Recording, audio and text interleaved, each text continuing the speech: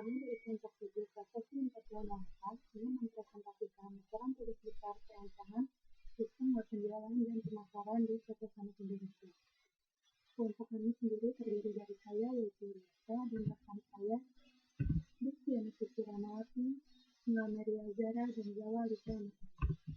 Tulisan masalahnya yaitu bagaimana analisis proses bisnis di PT Sanuk Indonesia, bagaimana rancangan aksi di PT Sanuk Indonesia, bagaimana perancangan YARDI di PT Sanuk Indonesia, bagaimana perancangan model relasional di PT Sanuk Indonesia, bagaimana implementasi SQL di PT Sanuk Indonesia.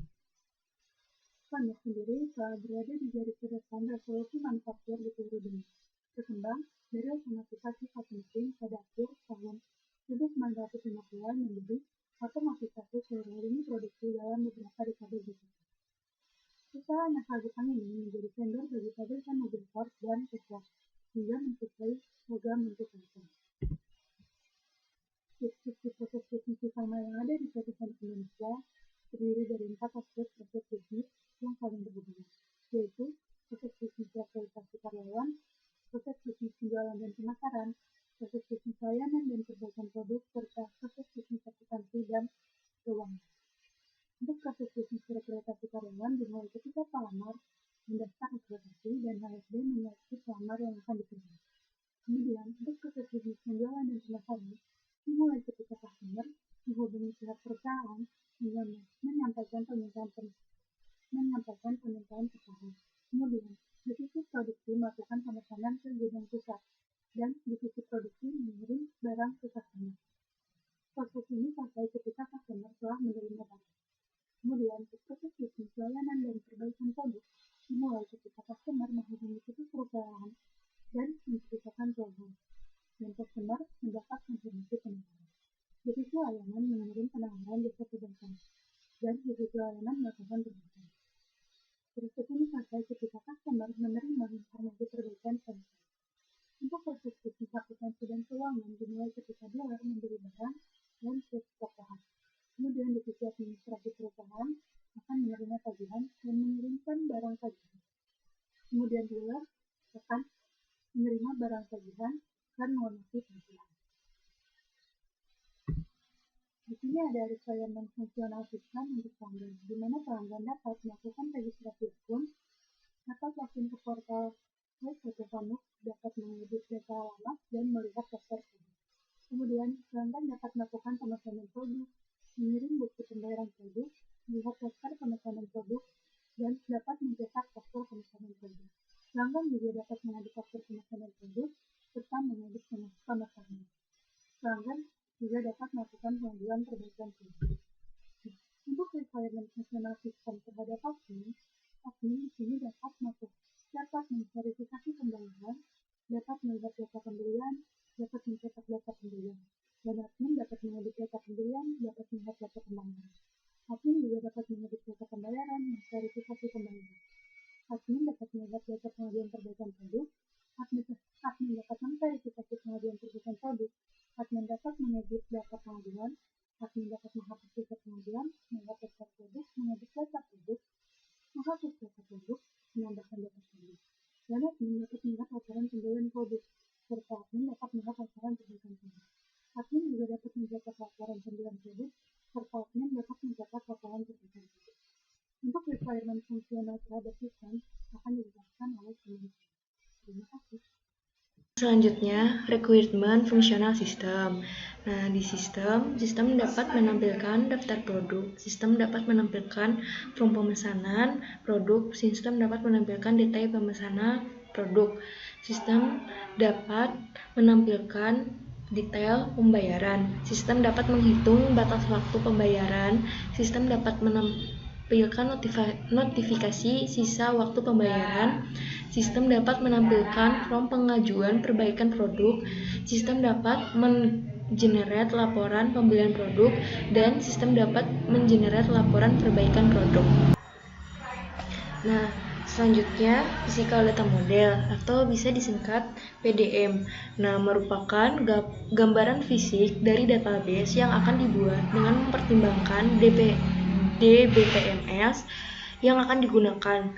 PDM dapat dihasilkan dari CDM yang telah dibuat. Dalam penerapan PDM dapat disamakan dengan skema relasi yang berfungsi adalah memodelkan struktur fisik dan secara detail dari suatu database. Saya akan menjelaskan tentang PDM. Ini adalah salah satu PDM. Di sini ada tabel user, tabel pelanggan, tabel admin, tabel pembelian, tabel pembayaran, tabel perbaikan produk, detail pembelian, kategori produk, sama produk. Nah, di sini saya akan menjelaskan dulu tabel user. Di tabel user itu ada ID user. ID user ini sebagai primary key. Ada username, ada email, ada password, ada user role. Nah, selanjutnya saya akan ke tabel admin. Di tabel admin itu ada ID admin. ID admin ini sebagai primary key dan ID user sebagai foreign key. Foreign key yang berasal dari tabel user. Ada nama admin, ada NIP admin. Nah, selanjutnya ke tabel pelanggan. Di tabel pelanggan itu ada ID pelanggan sebagai primary key, ID user sebagai foreign key yang berasal dari user yang berada pada tabel user. Ada nama pelanggan, alamat pelanggan, email pelanggan, ada telepon pembeli. Nah, selanjutnya saya akan ke tabel perbaikan produk. Nah, di tabel perbaikan produk itu ada ID service. ID service ini sebagai primary key. Nah, ID pelanggan sebagai foreign key yang berada dalam tabel pelanggan, dan ID admin sebagai foreign key ke-1 yang berada di tabel admin. Selanjutnya ada tabel pengajuan servis, ada nomor seri servis, deskripsi servis, sama status servis. Nah, selanjutnya saya akan ke tabel pembayaran. Nah, di tabel pembayaran itu ada ID pembayaran. ID pembayaran ini sebagai primary key-nya. Nah, ID admin ini sebagai foreign key. Dua yang ID admin ini yang terdapat pada tabel admin, dan ID pembelian itu foreign key 1 yang terdapat pada tabel pembelian. Ada tanggal konfirmasi, ada nomor rekening, ada nama pemilik rekening, nama bank, tanggal bayar, jumlah bayar, bukti bayar, sama status pembayaran. Nah, selanjutnya saya akan ke tabel pembelian. Tabel pembelian ini ada ID pembelian sebagai primary key dan ID produk sebagai foreign key kedua yang berasal dari tabel yang berada pada tabel produk. Nah, ada ID pelanggan foreign key 1 yang berada pada tabel pelanggan. Nah, di pembelian itu ada tanggal pembelian, QTI, ada QTI, ada ongkir, ada harga produk. Nah, selanjutnya saya ke tabel detail pembelian. Di tabel detail pembelian itu ada ID detail pembelian sebagai primary key, ada ID pembelian sebagai foreign key yang berada pada tabel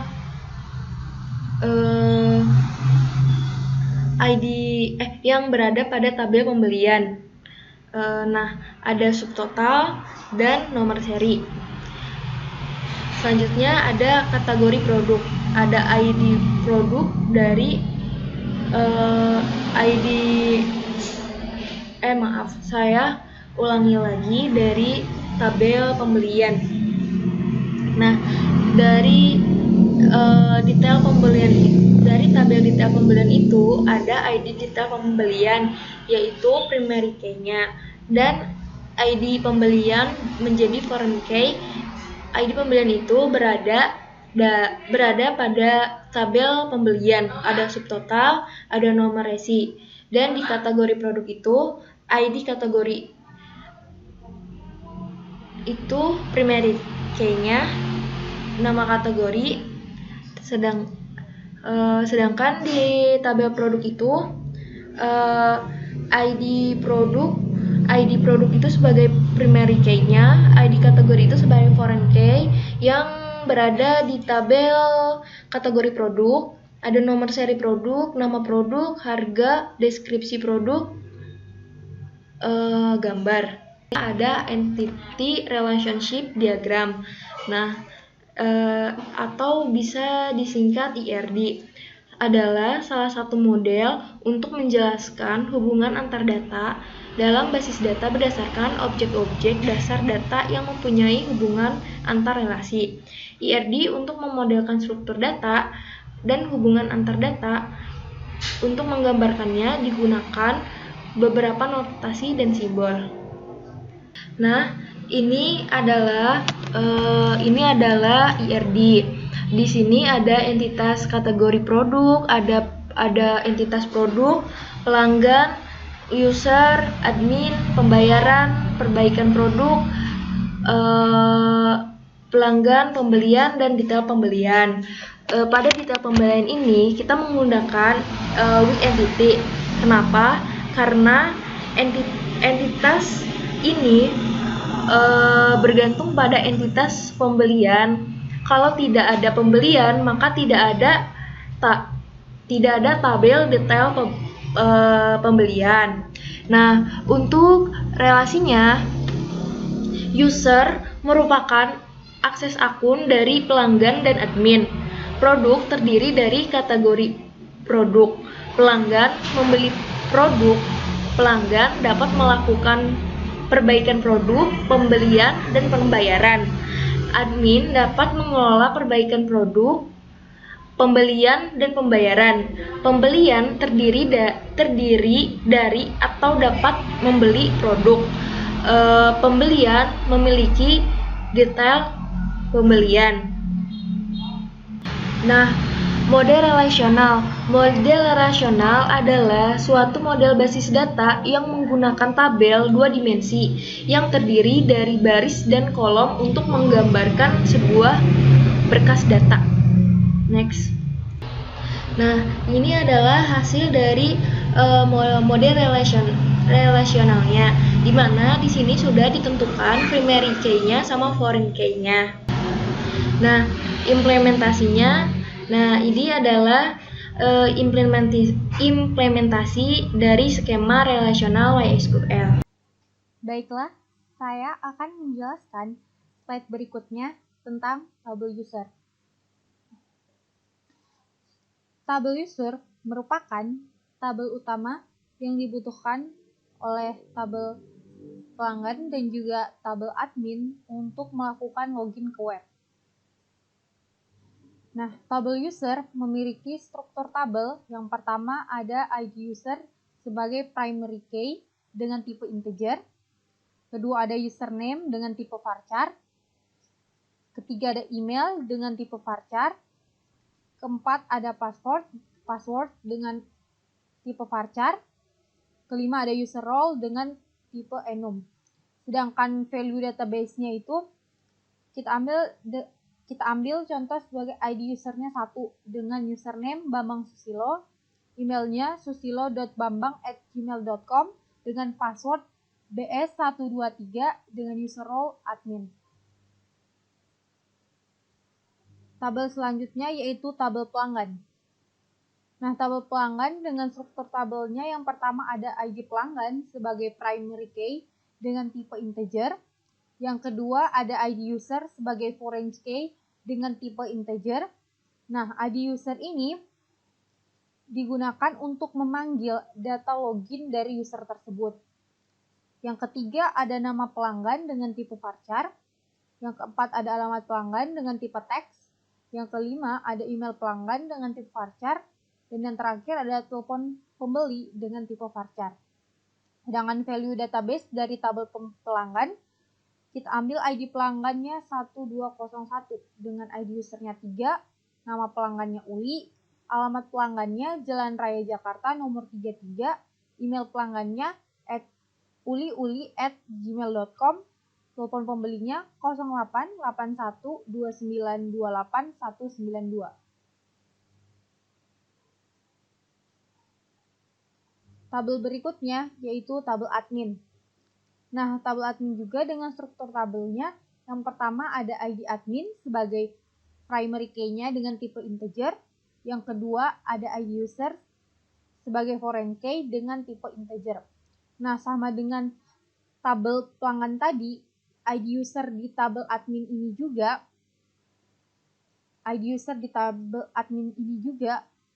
digunakan untuk memanggil data login user tersebut. Yang ketiga ada nama admin dengan tipe varchar. Yang keempat ada NIP admin dengan tipe integer. Sedangkan value database dari tabel admin, kita ambil contoh ID admin 9801 dengan ID user 1, nama adminnya Bambang Susilo, NIP adminnya 3201022299. Nah, tabel berikutnya ada tabel kategori produk. Dengan struktur tabelnya, yang pertama ada ID produk sebagai primary key dengan tipe integer. Yang kedua ada nomor seri produk dengan tipe varchar. Yang ketiga ada nama produk dengan tipe varchar juga. Yang keempat ada harga dengan tipe integer. Yang kelima ada deskripsi produk dengan tipe teks. Yang keenam ada gambar dengan tipe long blob. Dan yang ketujuh ada ID kategori sebagai foreign key dengan tipe integer. Sedangkan value database dari tabel kategori produk, kita ambil contoh ID produknya 1601 dengan nomor seri produk 90A0CD01424291Z. Nama produknya itu Robodrilla AD14LIB dengan harga 530 juta. Dengan deskripsi produk machining center kompak berkecepatan sangat tinggi dengan ID kategori 1103. Tabel selanjutnya yaitu tabel pembelian. Nah, tabel pembelian ini dengan struktur tabel yang pertama ID pembelian sebagai primary key dengan tipe integer. Yang kedua ada ID produk sebagai foreign key dengan tipe integer. Yang ketiga ada ID pelanggan juga sebagai foreign key dengan tipe integer. Dan yang keempat ada tanggal pembelian dengan tipe date. Yang kelima ada KTY dengan tipe integer. Dan keenam ada ongkir dengan tipe integer. Sedangkan value database dari tabel pembelian kita ambil contoh ID pembeliannya 6501 dengan ID produknya 1603, ID pelanggan 1203, tanggal pembelian tanggal 2 bulan 4 tahun 2020 dengan KT-nya 1 dan ongkirnya sebesar 100.000. Berikutnya akan dijelaskan oleh teman saya. Sekian dari saya. Wassalamualaikum warahmatullahi wabarakatuh. Assalamualaikum warahmatullahi wabarakatuh. Nama saya Zahwa Alif Ahmadullah. Di sini saya akan melanjutkan penjelasan implementasi MySQL pada tabel detail pembelian. Nah, di sini ada struktur tabel. Struktur tabel dari tabel detail pembelian ini terdiri dari ID detail pembelian yang berperan sebagai primary key dari tabel tersebut. Lalu ada ID pembelian. Nah, ID pembelian ini merupakan foreign key dari tabel pembelian. Jadi di tabel ini kita memanggil ID pembelian untuk memanggil data-data yang ada di tabel pembelian. Lalu selanjutnya ada subtotal, yaitu untuk menghitung harga total dari produknya tersebut, lalu berapa jumlah yang dibeli, dan juga ongkos kirim dari pengirimannya. Lalu hasil perhitungannya akan dimasukkan ke subtotal. Lalu selanjutnya ada status pengiriman. Status pengiriman ini memiliki tipe data enum, yaitu yang pertama adalah sudah dikirim dan juga belum dikirim. Nah, di sini ada value database-nya.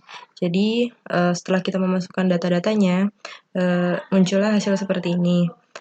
Jadi, untuk tabel detail pembelian, kami membuat ID detail pembelian ini dengan kode 2 angka di depannya itu adalah angka 46, lalu diikuti data urutan perhitungannya. Lalu di sini kita panggil ID pembelian, bisa dilihat di sini ID pembeliannya manggil dari tabel pembelian. Jadi misalnya kita bikin ID detail pembeliannya 4601, dia bakal manggil ID pembelian 6501 dan begitu seterusnya. Lalu di sini ada subtotal. Subtotal ini seperti yang tadi udah dijelasin, ini udah hasil perhitungan dari semua yang ada di tabel pembelian. Jadi misalnya dia beli suatu produk, terus nanti diambil harganya berapa, terus dilihat dia beli berapa banyak, lalu itu dikalikan, terus ditambah dengan ongkos kirimnya, bakal menghasilkan subtotal. Lalu selanjutnya ada status pengiriman. Nah, di status pengiriman ini yang mengisi adalah adminnya.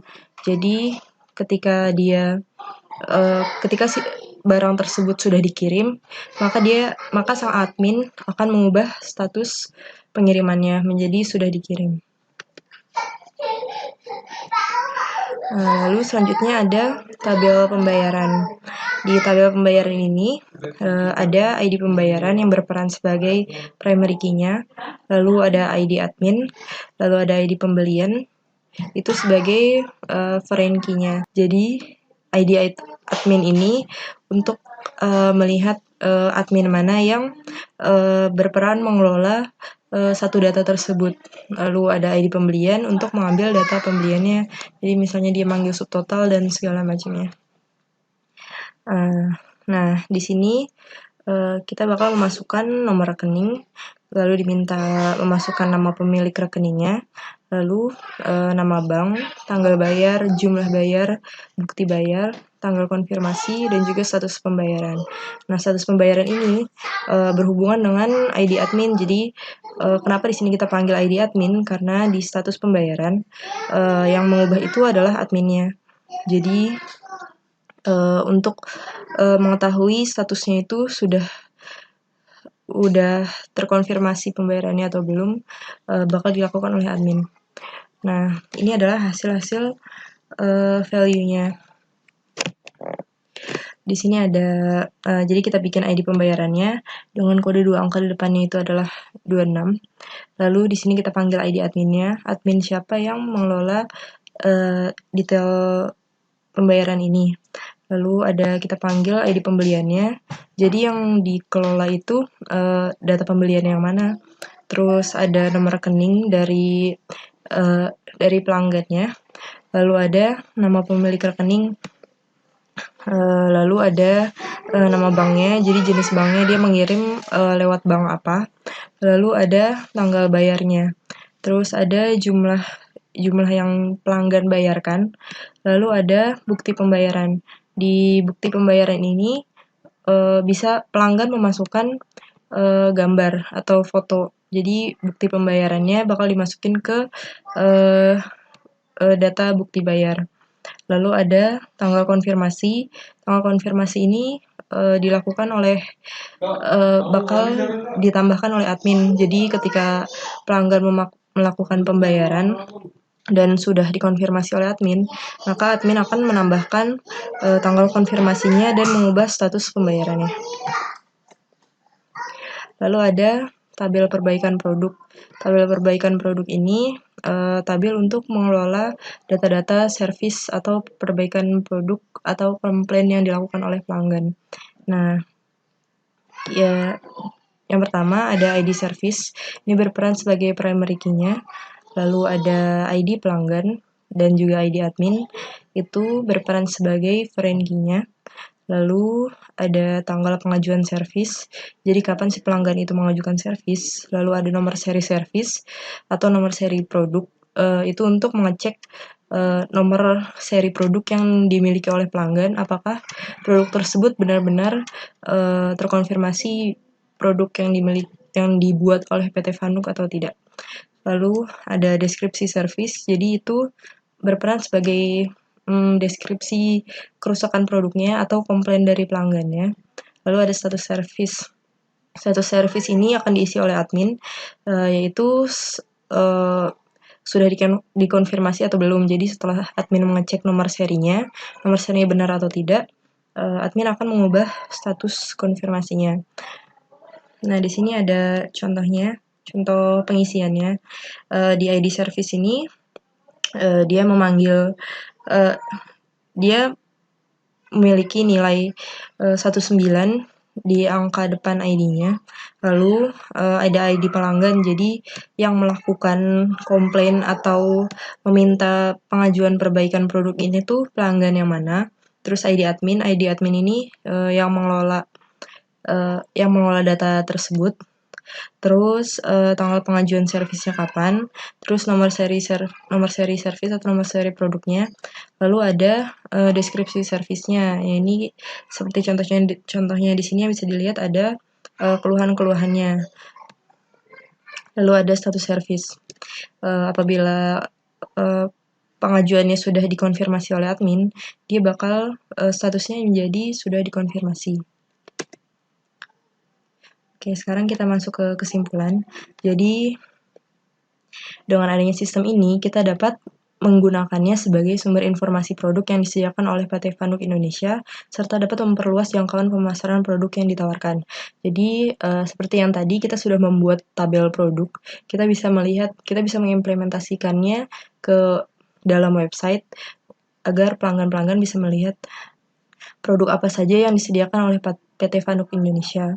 Lalu, dengan sistem ini, kita dapat memberikan kemudahan bagi konsumen untuk dapat mencari informasi terkait produk yang ditawarkan, serta memudahkan konsumen dalam melakukan pemesanan produk dan pengajuan perbaikan produk tanpa harus mendatangi langsung atau menelepon bagian perusahaan. Hal ini juga dapat memudahkan pihak pegawai perusahaan dalam proses verifikasi barang yang akan dilakukan perbaikan. Nah, sistem web ini dapat memberikan kemudahan dalam mengelola data dan membuat laporan karena data-data yang masuk ke portal web akan langsung terintegrasi dengan database. Jadi, kalau misalkan seperti yang dulu, kita masih melakukan pembelian atau pengajuan perbaikan produk secara manual, maka itu akan menyulitkan bagi pegawainya untuk mengintegrasikan datanya. Kalau misalkan kita mau menggunakan sistem web ini, akan sangat memudahkan bagi pegawai untuk mengelola data-data tersebut. Lalu ada saran. Saran yang pertama ada dari analisa aspek manajerialnya, yaitu harus adanya perencanaan, pelatihan, dan pengawasan user yang akan menggunakan sistem ini, agar setiap pegawai maupun admin portal web mengetahui bagaimana cara menjalankan sistem informasi ini, serta dapat memahami proses pengelolaan dan maintenance datanya. Selanjutnya, saran dari analisa aspek sistem atau program diperlukan adanya pemeliharaan yang baik dan rutin terhadap perangkat keras dan perangkat lunak yang digunakan untuk menghindari terjadinya kesalahan maupun kerusakan yang dapat memengaruhi basis data untuk periode tertentu untuk menjaga segala kemungkinan timbulnya kelemahan dari data-data tersebut. Lalu ada saran dari aspek penelitian selanjutnya, yaitu kita dapat mengembangkan sistem ini lebih lanjut seperti menambahkan layanan live chat serta tracking pengiriman bagi konsumen. Sekian presentasi dan penjelasan dari kelompok kami. Atas kurang lebihnya kami meminta maaf. Terima kasih, semoga bermanfaat.